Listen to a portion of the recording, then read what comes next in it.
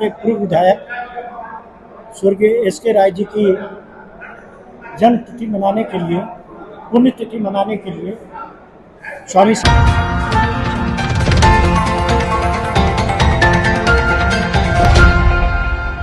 धनबाद शहर के सहजानंद नगर में मजदूर नेता स्वर्गीय एस.के. राय की 25वीं पुण्यतिथि मनाई गई।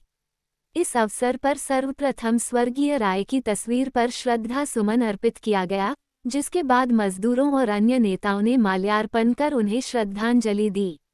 इस दौरान वक्ताओं ने कहा कि स्वर्गीय एस.के. राय मजदूरों के मसीहा थे और उन्होंने कोल इंडिया में मजदूरों को मिलने वाला पेंशन योजना शुरू करवाने में महत्वपूर्ण भूमिका निभाई थी।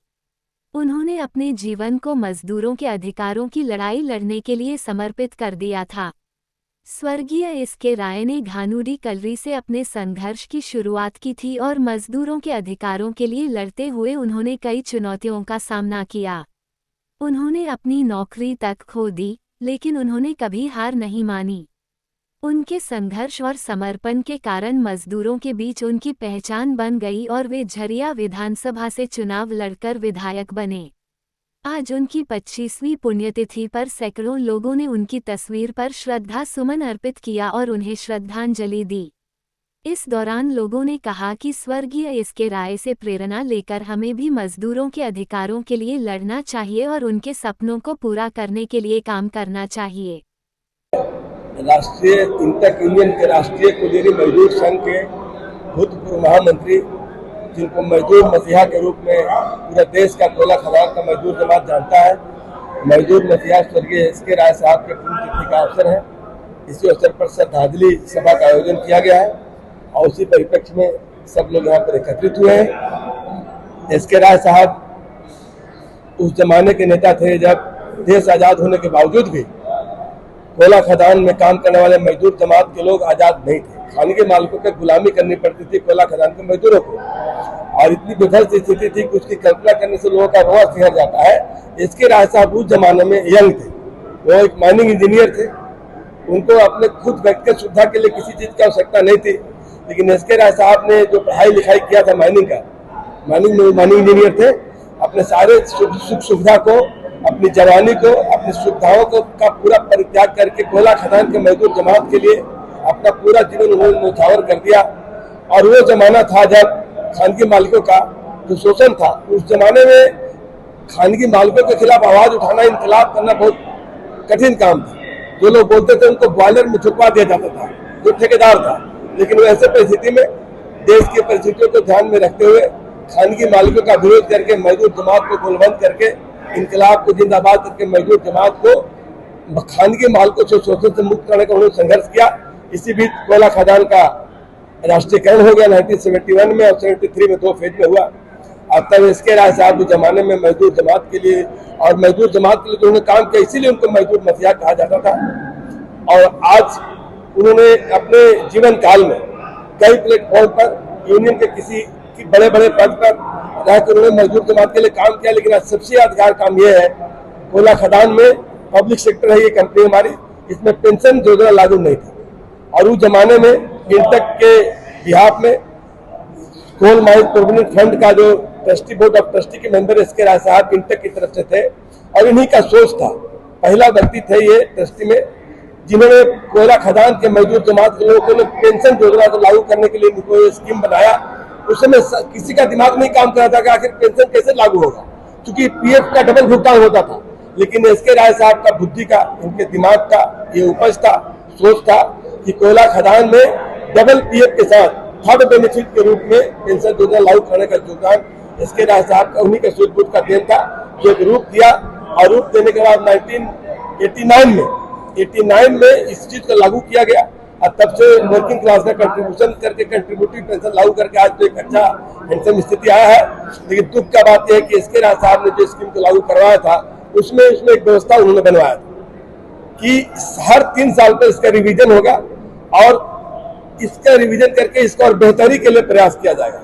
लेकिन जिस शेप में एस.के. राय साहब ने जिस शेप में इस कानून को बनवाया, जिस शेप में बनाने के लिए उन्होंने सब कुछ किया, आज इसमें कोई वर्किंग क्लास के सुविधा को बढ़ोतरी करने के लिए, पेंशन स्कीम के रिवीजन के लिए कोई सुधार नहीं किया, बल्कि भारत सरकार के इशारे पे जो बोर्ड ऑफ ट्रस्टी है उसको गलत मिसलीड करके इसका रिवीजन है तो वर्किंग क्लास का कंट्रीब्यूशन बढ़ गया।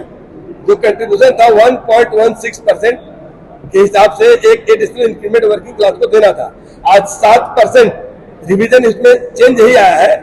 उन्होंने बनाया था कि इसके बेहतरी के लिए चेंज किया जाएगा, चेंज आया कि जो एम्प्लॉय है एग्जीक्यूटिव और नॉन एग्जीक्यूटिव उनके वेतन से 7% इसमें कंट्रीब्यूशन जा रहा है, लेकिन पेंशन मिलने का जो रेट था उसमें कोई चेंज नहीं आया है। कल जो सरकार की जो नीति है और जो निजीकरण का जो रास्ता बना है, इसके राय साहब ने जिन सिद्धांतों को जिन परिस्थितियों में लागू कराया था, ये परिस्थिति ये पेंशन स्कीम जिंदा रहेगा कि नहीं रहेगा, आज वर्किंग क्लास के सामने, देश के सामने, कोयला खदान के लोगों के सामने ये सबसे बड़ा चुनौती है। और इस अवसर पर हम सब लोग से ही आग्रह करते हैं कि एसके राय साहब ने जो काम किए वर्किंग क्लास के लिए, कोयला खदान के लिए, इस कंपनी के लिए और अपने कंट्री के लिए, शोषित दलित मजदूरों के लिए, पीड़ितों के लिए, कमजोर लोगों के लिए जो काम किया, उस काम को जिंदा रखने के लिए जो पेंशन स्कीम लागू कराए जिंदा रहे, इसके लिए जो नौजवान पीढ़ी है, नौजवान पीढ़ी के कंधे पर बहुत बड़ी जिम्मेदारी है। आज असली श्रद्धांजलि इनके प्रति ही होगी।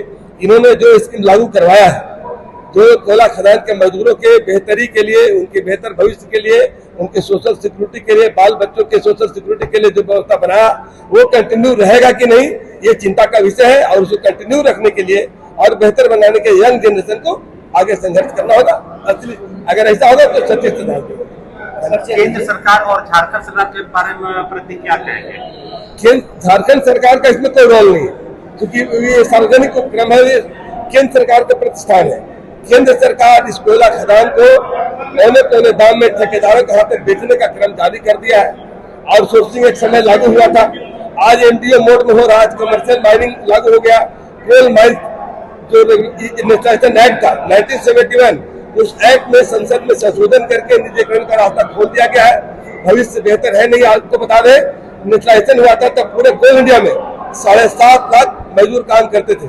आपका परिचय क्या है? मैं बता देता हूँ, 7.5 लाख लोगों को उस समय की तत्कालीन सरकार ने, स्वर्गीय श्रीमती इंदिरा गांधी ने 7.5 लाख लोगों को सरकारी नौकरी का टैग दिलवा दिया।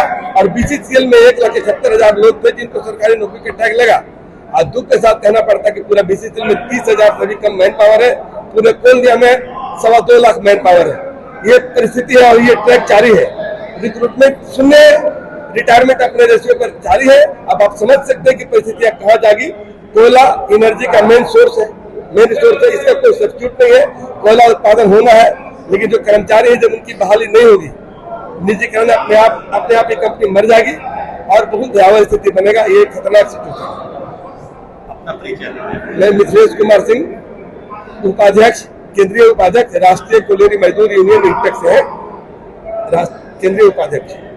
पूर्व विधायक स्वर्गीय एसके राय जी की जन्म तिथि मनाने के लिए, पुण्यतिथि मनाने के लिए स्वामी सहजानंद सरस्वती सेवा ट्रस्ट में एकत्रित हुए हैं।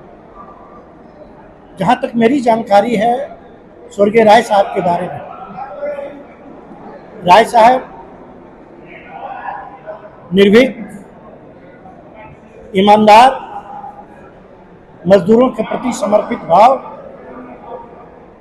और न्यायपूर्वक कार्य करने की जो उनकी शैली थी, यह उनकी एक अलग पहचान कोयलांचल में बनी। राय साहब ने झरिया विधानसभा का 2 बार नेतृत्व किया